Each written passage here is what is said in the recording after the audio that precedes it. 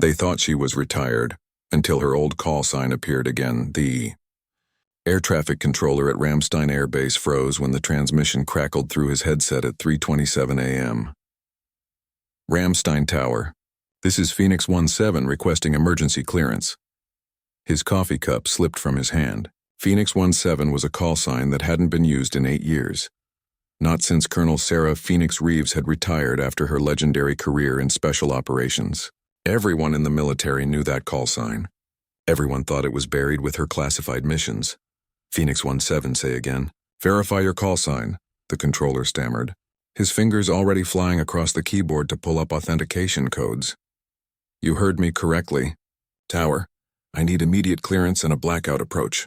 Lives depend on it. Before we begin, tell us in the comments where in the world you're watching from.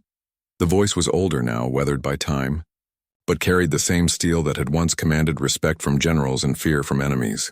The controller's supervisor rushed over, recognizing the impossible situation unfolding. Within minutes, the base commander himself was in the tower. Authorization codes were verified, and a single unmarked aircraft was given clearance to land in complete radio silence. Sarah Reeves hadn't flown in combat conditions since the day she'd walked away from it all. She'd been living quietly in a small Montana town, running a flight school for kids, trying to forget the weight of the missions that still haunted her dreams. But yesterday afternoon at 4:32 p.m., she'd received a coded message through an old emergency channel, one that only 5 people in the world knew existed. The message was from Marcus Chen, her former tactical officer and closest friend from her unit. 3 words. They have Emma. Emma was Marcus's daughter, Sarah's goddaughter, a bright 18-year-old who'd been studying abroad in Eastern Europe. The official channels claimed she'd been caught in a border skirmish and was being held by an unidentified militant group. But the coded details Marcus sent told a different story. Emma had accidentally witnessed something she shouldn't have, something involving weapons trafficking by corrupt officials. She was being held in an abandoned Soviet-era facility, and diplomatic solutions would take weeks they didn't have. Sarah's hands tightened on the controls as she brought the small aircraft down through the darkness.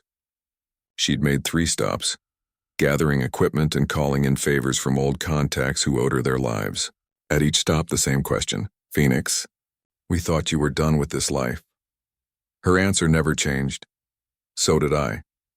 The plane touched down at 5:08 a.m., and Sarah was met by a single vehicle with no markings. Inside was Captain Rodriguez, a young intelligence officer who'd clearly been briefed on who she was. His hands shook slightly as he handed her a tablet with satellite imagery and real-time intelligence. Colonel Reeves, I have to tell you that Command isn't officially sanctioning this. If you proceed, you're on your own. Sarah's eyes never left the screen as she studied the facility's layout, noting guard rotations and weak points in the perimeter. Command never sanctioned half of what I did, Captain. That's why Phoenix missions worked.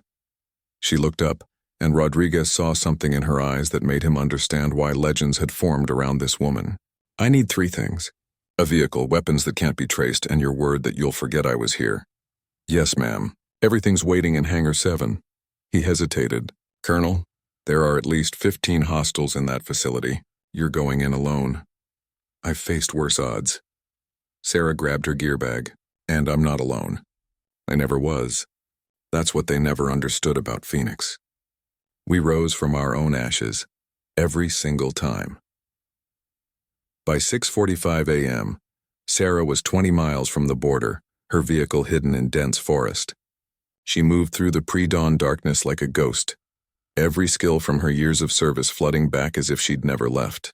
The facility loomed ahead, a crumbling concrete monument to a forgotten war. She could see 2 guards at the entrance, exactly where Rodriguez's intelligence had predicted.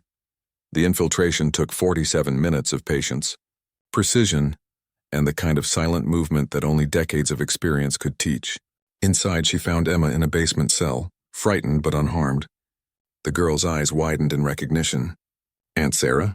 How did you— Later, can you run? Sarah was already cutting through the zip ties. Emma nodded, tears streaming down her face. They said no one was coming. They said I'd been forgotten. Sarah pulled her goddaughter close for just a moment. Phoenix never forgets her own.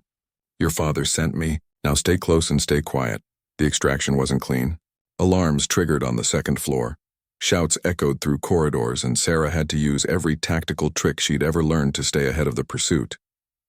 They reached the vehicle at 7:31 a.m., just as the sun crested the hills, and Sarah pushed the engine to its limits on the rough forest roads.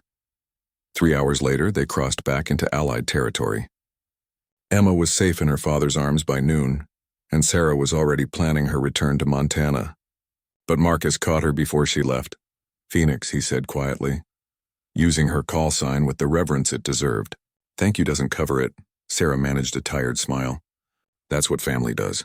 But Marcus, I'm truly done now. The old bird finally needs to rest," he nodded, understanding. But as Sarah flew home that evening, watching the sunset paint the clouds gold and red, she knew the truth.